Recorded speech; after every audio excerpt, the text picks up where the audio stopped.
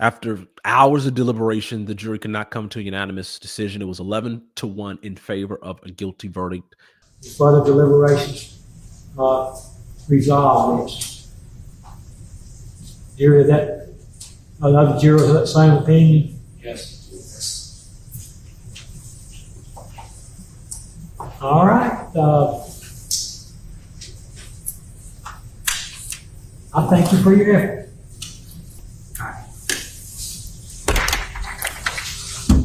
I'm going to declare a mistrial. And that one holdout who could not decide that led to the mistrial, that one holdout said that it was because of evidentiary reasons that they did not feel comfortable voting guilty.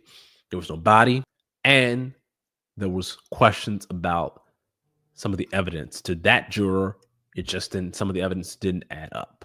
One of the main reasons was because there was no body. But less than 2 months after this mistrial, on February 3rd, deer hunters in Carroll County, off of County Road 65, at an illegal dumping site, found human remains. 2 days later, they were confirmed to be those of Jimmie J. Lee. Carroll County is an hour and a half southwest of Oxford, Mississippi. Right now, no cause of death has been declared for the remains of Jimmie J. Lee. They have re-indicted and now charged Timothy Herrington with tampering with evidence, along with another capital murder charge. Timothy Herrington Jr., staring forward, not speaking, headed back to Lafayette County Jail after being arraigned on a new charge of tampering with physical evidence, on top of a capital murder charge in the death of Jimmie J. Lee. Herrington pleaded not guilty and was denied bond. Lee's parents encouraged by the latest developments in Lafayette County Circuit Court. Justice is getting close to being served. It's an ongoing process. We know it doesn't happen overnight. Coming back in a bit of my perspective, covering this case was really something, right? I was this close to Timothy Herrington. Like, he walked by me, I was this close to him. And one of the big things you get, and one of the things that all of the reporters were saying, was that the evidence suggests one thing, but his aura does not give that. And I think one of the big takeaways, if there are takeaways from these tragedies, is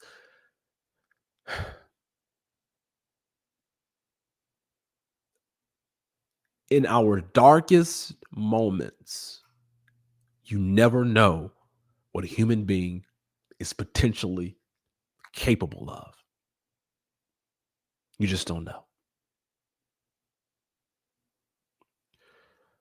The prosecution has their theory. The defense has their theory. And I think, given the evidence I presented to y'all, y'all will have y'all theory. But when it's all said and done, I think the biggest takeaway is no human being, if he is guilty, if he is found guilty, and he has not been found guilty, it was a mistrial, and he's been re-indicted, but he has not been found guilty yet. In our country, you're innocent until proven guilty. But it makes you think. It makes you consider, it makes you wonder. When it comes to the background that Timothy Herrington has. College graduate, entrepreneur, comes from a church background. I'm familiar. I grew up in church myself. Middle-class Black family in the South.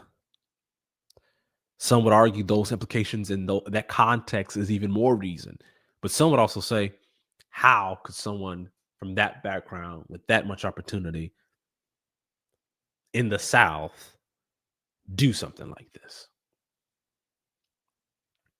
And I think the only people that know what happened is Timothy Herrington.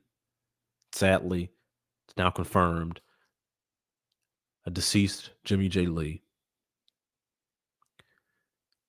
And given a body has now been found and that one holdout that led to the mistrial on that jury, that was one of the main reasons that they were a holdout.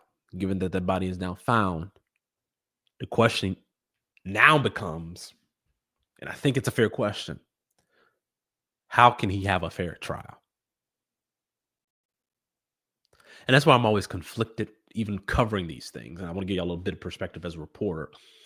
Even covering these things, you always have in the back of your mind, people need to know. In many cases, people have a right to know.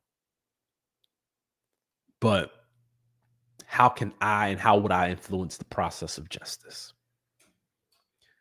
We don't want to. We just want a true reporter, honest reporter, does not want to influence the process of justice in either way, a guilty or not guilty verdict. But we run a fine line. I don't know what y'all think about this case.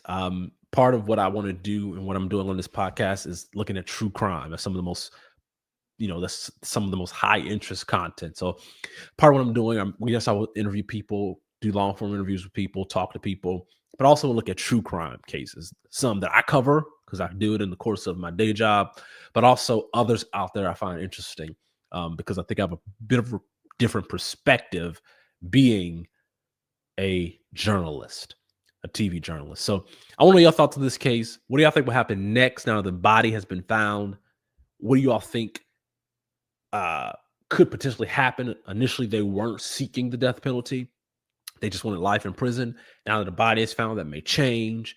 These additional charges may factor into that somehow. What are your thoughts? I would love to know your thoughts in the comments. If you haven't already, please subscribe to my YouTube channel. Find the podcast anywhere you get your podcast on all major podcasting platforms. Thank you all for listening. Thank you for tuning in. I'll see y'all next time.